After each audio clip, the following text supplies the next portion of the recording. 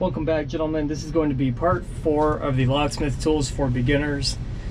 And in this video, we're going to be talking about some tools that you can expect to need or should have by the time you're getting into your own vehicle. So a lot of this stuff is going to be tailored more towards what your company offers. So just because I have it may not necessarily mean that you have to have it. And I will get into each specific tool and how that relates to what I just said as we go along with each tool. So the first thing is that I recommend everybody gets, regardless of whether you do access control, safes, or just removing padlocks in general, because it's an excellent tool for that, is going to be a battery powered grinder. Now you're going to need both a battery powered grinder and a plug-in grinder. You're going to need both. And the reason I say both is because a lot of times when you're working with, say you're installing access control or wiring it up or whatever, if you need to cut in a lot of electric strikes or cut a lot of conduit or do a lot of heavy grinding, you don't want to use a battery powered grinder for that because you're going to kill your batteries. You want to use a plug-in grinder, has more torque, and you're not going to be reliant on the batteries to keep you going. I have this Makita grinder here. I've had this thing for 4 or 5 years. You can tell it's a little beat up, but it's still going strong. It's excellent. And this one is brushed. However, if you can find a brushless grinder, I would recommend getting that instead. They're a little bit more power dense, and so you'll get more torque out of them generally. As for the battery powered grinder, I use this pretty much every day. If I need to make a quick cut, whether it's on the tailpiece, piece of conduit, or if I need to smooth out some metal or whatever it is I'm working on, I grab my battery powered grinder, slip a battery in, and I'm good to go. And I use this almost daily. Once you have one of these tools, you will never understand how you ever worked without it. They are amazing. I had a guy that was against these from the moment I first got one. He always told me that he doesn't understand why I wasted my money on it. And then I bought a Makita and gave him the Milwaukee that I had, and he came back to me about a month later and said it's his favorite tool that he has. So you don't have to take my word for it, but once you try one, believe me, you'll thank me for it later. And again, brand does not matter. I don't like Milwaukee, so if you're gonna buy a good tool that without spending a bunch of money on a Hilti, Makita is perfectly sufficient, and that's what I used for a long time before I went to Hilti. On the same note as grinders, Dremels are another good tool that you want to have. I almost never use my Dremel. I'll use it for small, really small cuts. If I need precision over a long period of time, I will use this. The reason I don't give it more use, like for tail pieces, yeah, it's a great tool for it, but it takes a while to plug in. You know, it is a plug-in, and my grinder does it faster. But electric strikes, if I need to be really accurate with the cut for electric strikes, or if I'm cutting in like fresh installing an Adams right, for example, I will typically use a Dremel for the final cuts. I'll get the long runs with the grinder, and then come in behind that with my Dremel to finish it off. And other than that, I almost never use this. I use this more in my personal life more than I do on the job. However, it is good to have. Unless you're going to be doing like polishing and stuff like that, you can get away with the base model. This is the D100. You can get away with that. It's on and off, 1 speed, and it's plenty sufficient. And I think you can get these now, like at Ace, for example, for $40 or $50. I would get a Dremel from the beginning when you're getting into your own vehicle. You may not use it, but if you do use it, most likely it was the only tool that you were able to use. Again, I don't really use this that much, but you know, it's there if you need it. The other thing, which I don't think I mentioned in my other videos, would be these security bit kits. This is from Harbor Freight, and I don't use it very often, but the most used tool out of here is going to be the security Torx and these little ones with the 2 fingers on them. I use these primarily for those screws that have the 2 holes for the head. I don't know if these are what are supposed to be for, but they work great for me. And it has a bunch of other stuff in here that I never use. Some posi drive if you need that, although as a locksmith you'll probably never need that.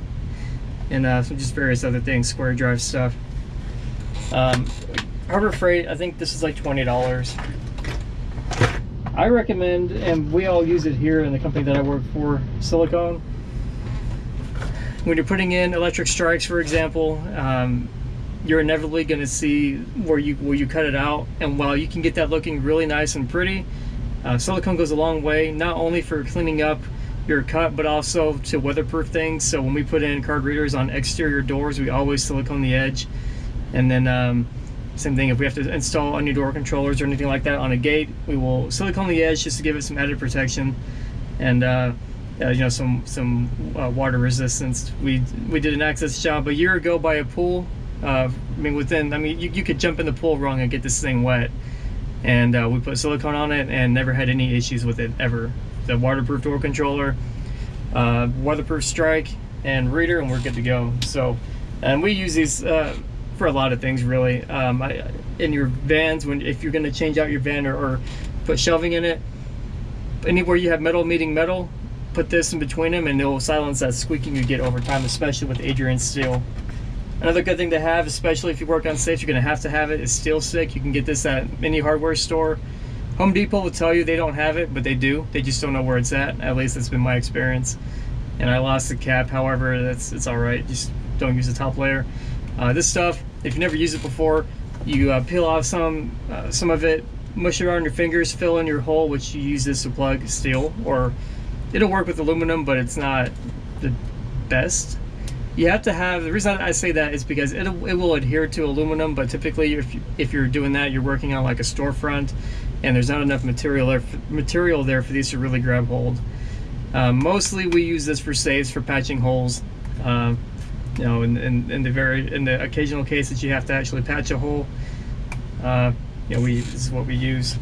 And but again, you can use it to fill most holes, and when it's dry, it's going to be like a black, really dark gray, black color. I also have red and blue Loctite. The red is mostly for my personal uses. However, I have had some occasions where blue Loctite wouldn't cut it, and we use red. And in those situations, if you have to take it out, typically the bond there is so weak that it's pretty easy to break. And I've personally never had any issue taking out red Loctite. I use it all over my vehicle, and I can get my impact on it and have it out in half a second.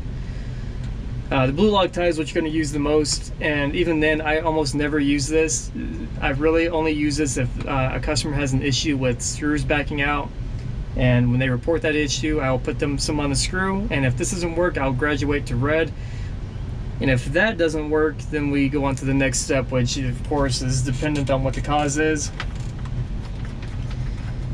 This is one of those tools that you don't necessarily need depending on what your company offers. If you bolt down safes, or if you install access control, I would recommend getting this. The little hammer drill that you have on your cordless will work in some cases if you have, like, it'll work if you have something like a Mr. Twister to drill with. If you don't, or a strong arm, then you're really going to need an STS. A proper rotary hammer is much more efficient at going through concrete and rock than your cordless hammer drill, which is not doing any real percussive drilling.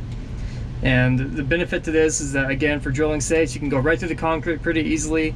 And the other thing too is for access control, if you're installing it on a warehouse where they have concrete walls that are, you know, 1.5 feet thick, you can use your cordless drill. You'll get through it eventually. You'll burn up quite a few twist drills doing it. This will get through it very quickly, and if you use SCS drills, which you have to use with this, then you'll have no problems at all, and those will last more than half a hole. And I use it pretty much exclusively for that. However, if you run traces up walls, you can cut it out with your grinder, and then put it in hammer only, which means it does not spin. It's just impacting basically, or hammering, and you can use that to break up the concrete and chisel out concrete. You can buy, I used to use a real long plug-in version from Milwaukee that was about $170 or $180 when I bought it, which is fine. However, being that we bolt down a lot of safes, I mean almost weekly we're bolting down another safe because we tend to sell quite a few of them, that long SDS drill was often too long to fit in some of the safes that we were selling. So I got this. It's more compact, and the added benefit for installing access control, I can put a battery in this and be right where I need to be versus having to drag out an extension cord and haul around a big 16 or 14 inch rotary hammer drill. And like always, you don't need to have a Hilti. You don't need to have anything Hilti. This is just the brand that I choose to have. And you know, go with whatever you want, whatever brand you want. I happen to like this one, so take that for what it's worth. Only a couple more things. I mentioned it briefly a second ago, was the Mr. Twister. Again, mainly for drilling safes. However, if you find yourself needing to drill Medico or Primus or anything like that where they have a hardened cylinder, this is great.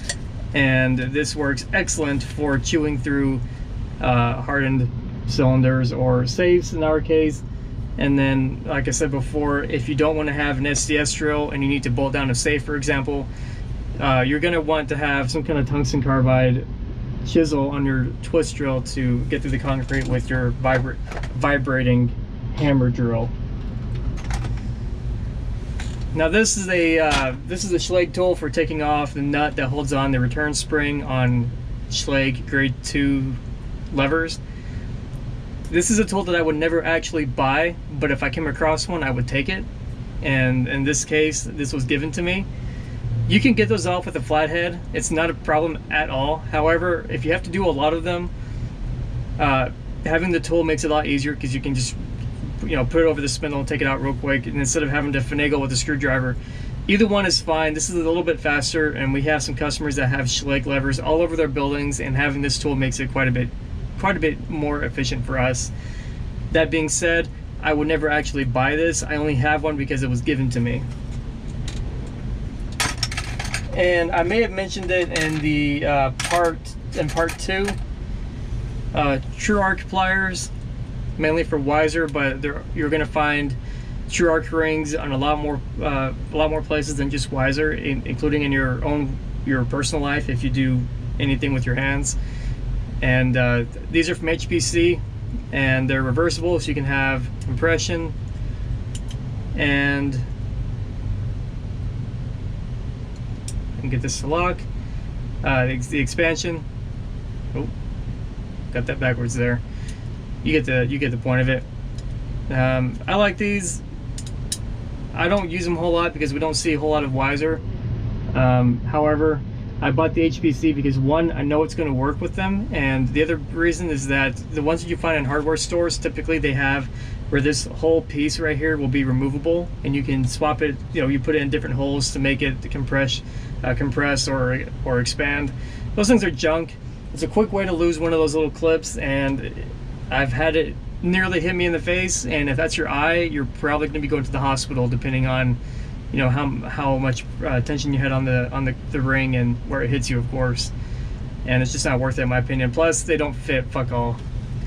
So I get these. These are, well, your price is going to vary depending on how much money your company spends with these suppliers. But you can get these from any locksmith supplier. I bought mine from Flake. Hans Johnson carries them as well.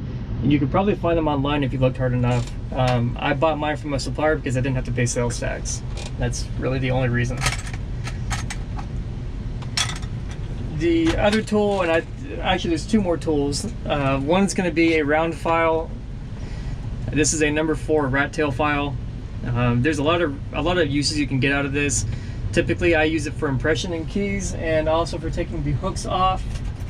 I'll give you an example. So these little peaks here, like here's a nasty one. These little peaks on your keys. You take your file and you round those edges off. All you gotta do is go over the top of it, and you can see how it takes the peak off. Now this one you have to work at a little bit more because it is pretty aggressive. But you take these peaks off, because if you don't, you'll see they're nice and round. If you don't, and you have a master key system that has small master pins in it, there's a high probability that it's going to flip the disc.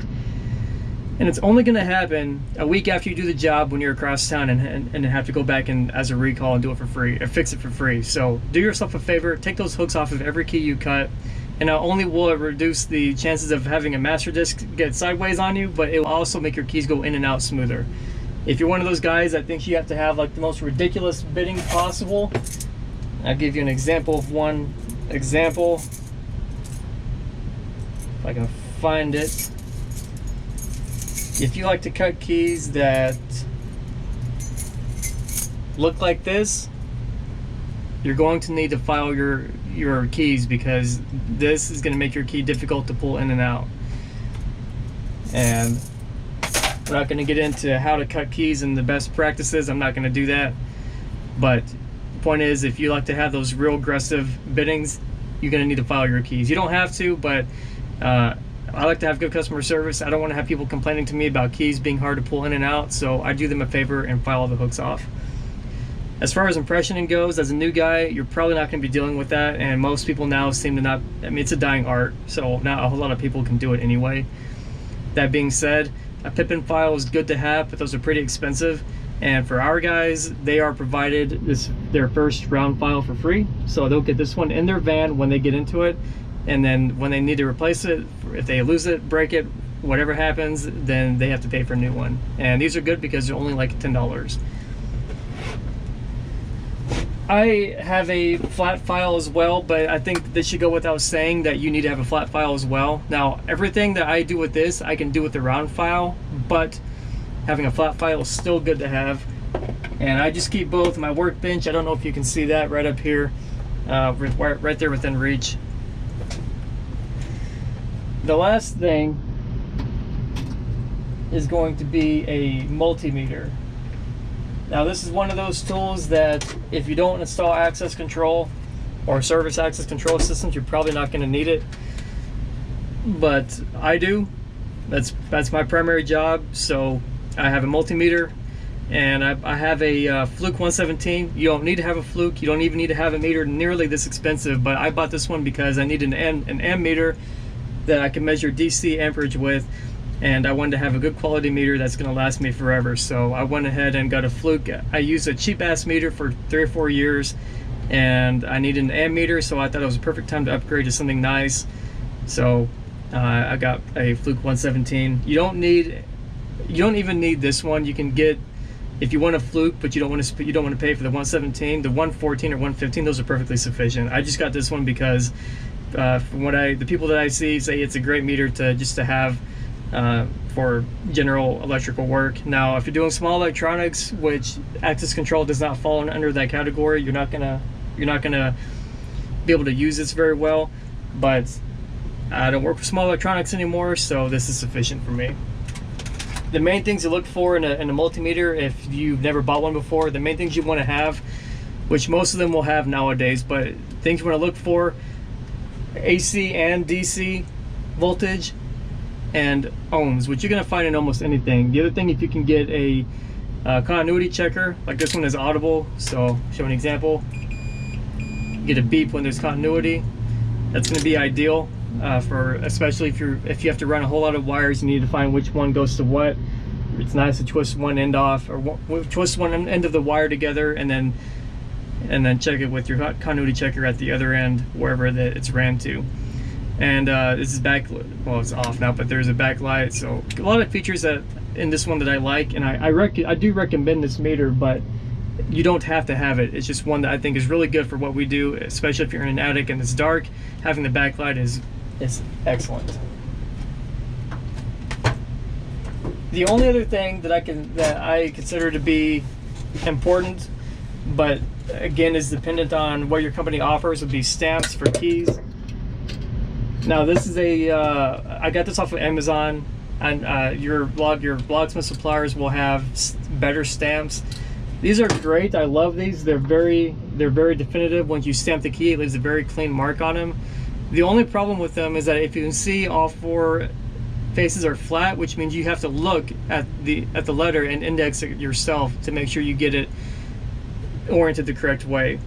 So when you get these, you're either going to have to look at it every time or mark it so you know where to put your thumb to hold on to it. The good thing about this, though, is this kit here, this Tecton, $26 from Amazon. It has all the letters of the alphabet and all of the numbers, which is excellent for the price, and because you are going to need both. And it comes in a wooden box that latches, which is very important. The ones you get from your Locksmith suppliers are about $50. You have to get them separate, so the numbers are $50 and the letters are $50, and they do not latch. There's no kind of positive locking. They basically clamshell together and that's it. So you have to make your own latch or tape them up or whatever the case is. I think it's great to have if you're doing master key systems for obvious reasons, for those that are experienced in watching this video. For those that aren't, when you're master keying, you can mark your keys with the stamps. That way when you go back to put them on the doors, you already know what it is. And oftentimes people mark keys according to their master key chart, and then we'll use key tags that the customer can read. However you want to do it, but stamps are a great way to go. So in terms of tools, that's really it. There's nothing else that I have or use that you're going to benefit from, or that I think that you need. For a guy that's just getting into his own vehicle, what I've shown you here can get quite expensive. Grinders are typically not cheap. If you do get the rotary hammer, which you probably don't need, but if you do get it, I mean, those are upwards of $200 plus, depending on what size you get, and if you get an SDS Plus versus XDS Max. And for this job, SDS Plus is plenty sufficient. So in terms of tools, that's really all I think you need. Check with your company though, because like I said in the previous videos, a lot of companies will provide things for you. Pin kits, key machines, they're going to provide that for you. Hardware, of course, you're not going to be paying for that.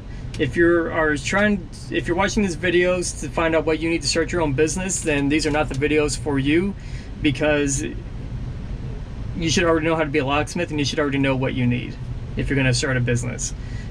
So that's why I'm not talking about any hardware or about pin kits or key machines, because typically these are provided for you by your company. If they're not, let me know. I can make a video about it, and I'll give you just a quick rundown. Key machines doesn't really matter as long as it gets the job done and you have an accurate machine with a sharp blade. You can have a Ritan. This is a Mini Speed X.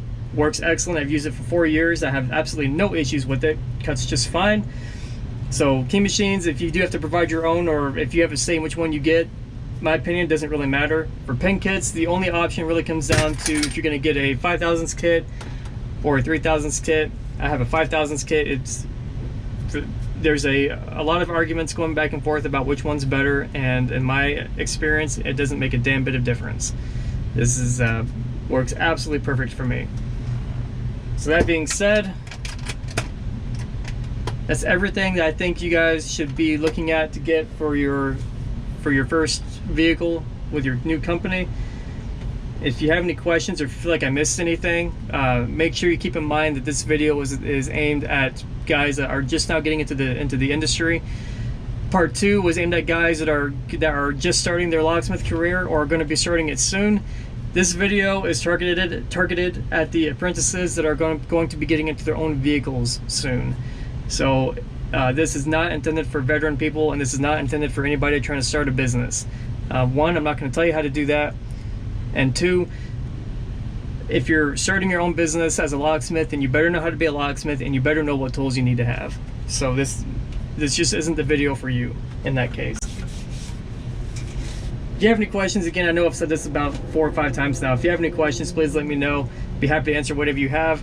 And then the part 4, which is coming up next, this is part 3, and part 4 I'll be showing you where I found the tools that you've seen in this series, the brands in particular.